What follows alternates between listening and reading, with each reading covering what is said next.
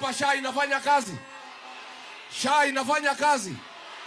Kuna mtu mwingine anaitwa Aden Duale anasema ati SHA inafanya kazi. Ni muongo si muongo?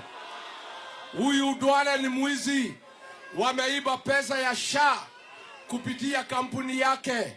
Mimi nikimuuliza maswali ajibu wa Kenya, kwa nini unaiba pesa ya wagonjwa? Anasema Rigiji hapendi wa Somali.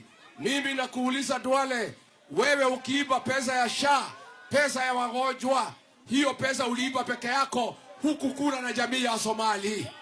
Wewe Duale ukiiba pesa ya wagonjwa, unajenga mall Kilimani, unajenga mall huko Karen, hiyo mall ni yako na bibi yako na watoto wako, hapana ya jamii ya Somali. Wewe Duale hapana igiza jamii ya Somali kwa mambo ya ufisadi. Wewe ni mfisadi kama mtu binafsi, hapana igiza wa Somali kwa mambo ya ufisadi. Wa Somali ni jamii ya heshima, wanafanya biashara Kenya. Don't drag the Somali community in matters corruption. Ukiiba pesa ya wagonjwa, wa Somali hawakuwa hapo. Hawa wa Somali ni wangwana, ni Waislamu, wanafuata Quran. Hawezi unga wewe ukiiba pesa ya wagonjwa. Watu maskini wanakufa hospitalini bila chakula, bila dawa, na wewe Aden Duale unaiba pesa ya wagonjwa ya maskini. Alafu ukiulizwa swali unataka kuleta jamii ya Wasomali kwa shida zako. Aende asiende?